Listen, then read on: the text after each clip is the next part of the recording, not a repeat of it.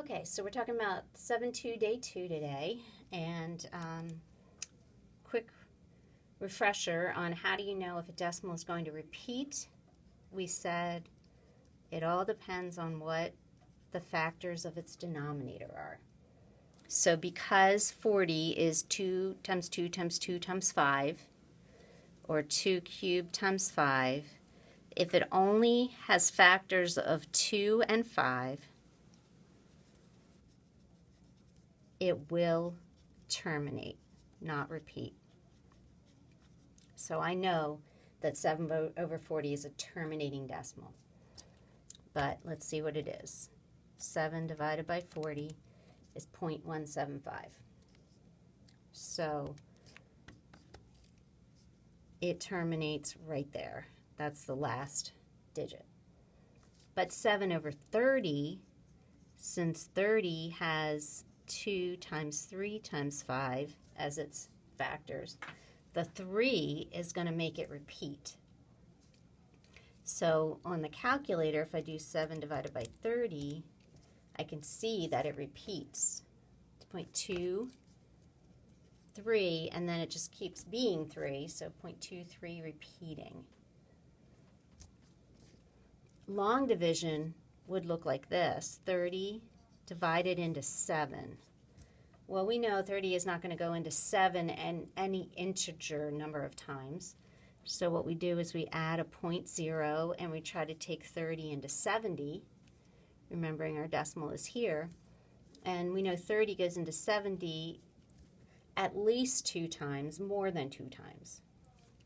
Then we take 2 times 30, which is 60, and we subtract and bring down another 0, because there's always an extra 0 after the decimal, and ask how many times 30 goes into 100. Well, it goes in 3 times, more than 3 times. 3 times 30 is 90, and when I subtract, I get 10 again. That's my repetition, because now I'm going to bring down another 0, and I'm going to do the exact same thing, 30 into 100, 3 times. And it's going to keep happening, so I realize that's my repetition. I could keep on doing it forever, but it's never going to change. It's always going to be 30 into 100. So what about 6/7? Well, 7 is not 2 or 5, so I know it repeats. But what does it look like when it repeats? It looks like this long string of digits that's repeating, 0.857142, and then it does it again. So the way we write that is 857142 with a horizontal line over it. That entire quantity just repeats and repeats and repeats. So that leads us to some vocabulary. Those digits, that string of digits that's repeating, is the repeatend. So for 6/7, it's 857142. But for 0.23 repeating, 3 is the repeatend. The 2 is not repeating, only the 3. The period is how many digits are in that string. So the period for this is 1, and the period for this is 6. So it's however long that string is.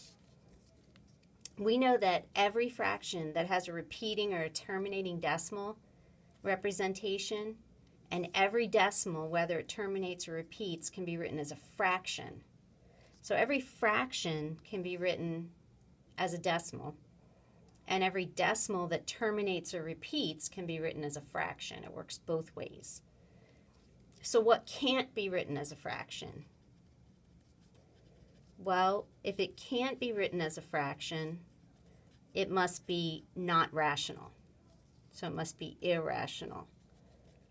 And those kind of numbers are pi, e, the square root of 2, the cube root of 7.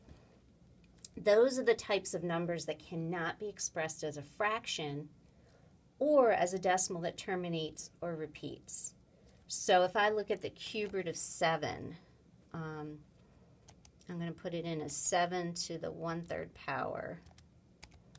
That's the easiest way on my calculator to do it. that decimal does not repeat and it does not terminate.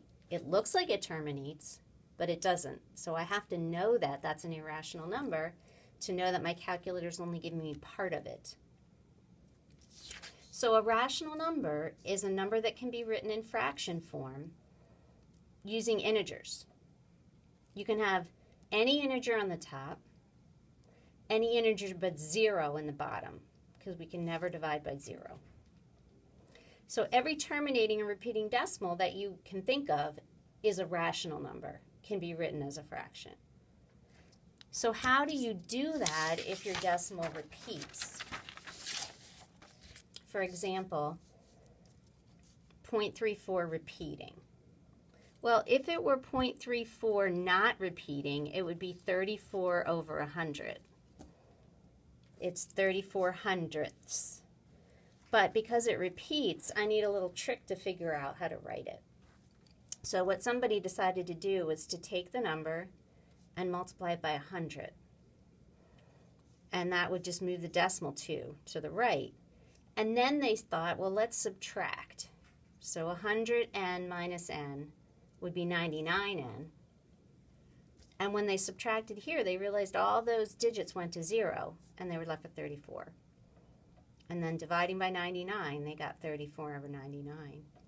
And when they checked it, so we said 34 over 100 is 0.34, but 34 over 99 starts the repetition. So using that same logic, we could try to figure out, what about this number? Well, what's repeating is 1, 2, 3. So that's repeating. What we would have to multiply by to get to that repetition is 1,000 this time.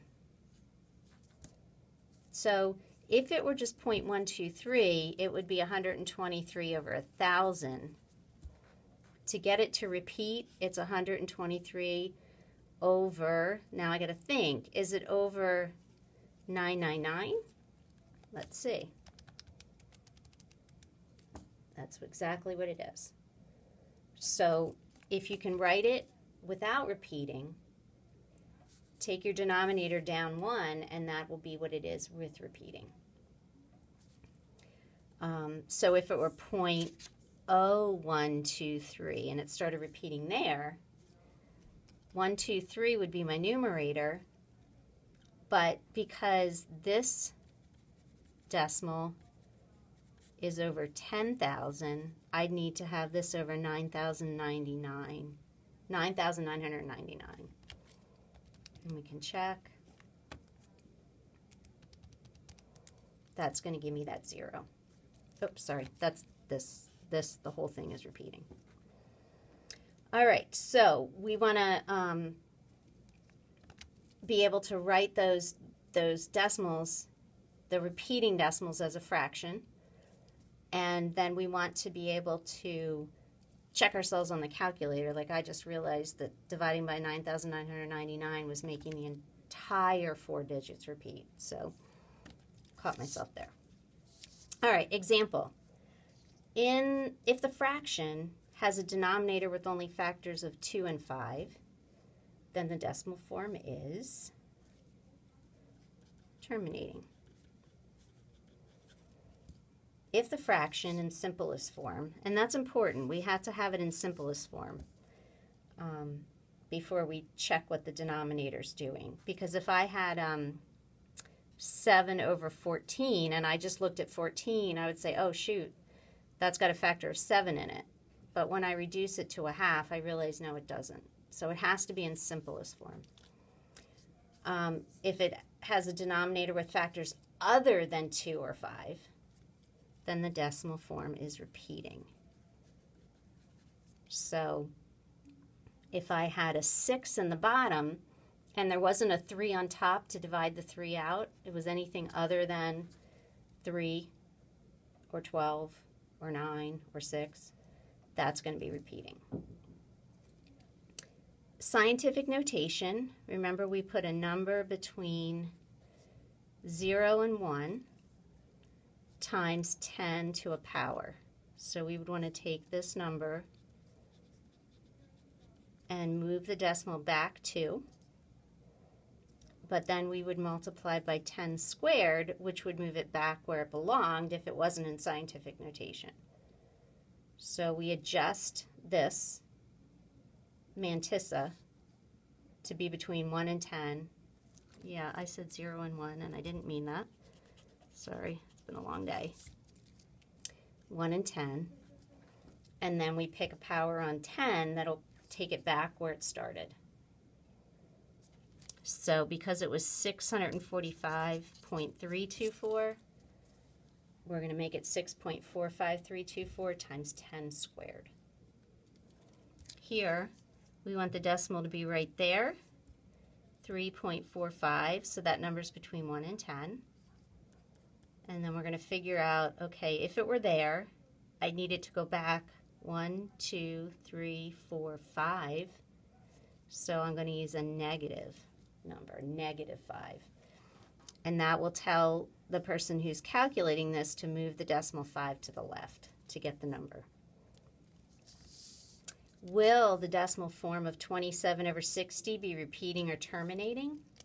Well, I gave you a little hint here because this is the one thing that you could forget. 27 over 60, you should divide numerator and denominator by 3 and think of it as 9 over 20. So it only has 2's and 5's, so it is going to be terminating. So don't get caught on that. Make sure you reduce it before. And, you know, you have your calculator, so I have no problem with you checking and then saying, wait a minute, 60 has a factor of 3 in it. Oh, I forgot to reduce. So that's the key.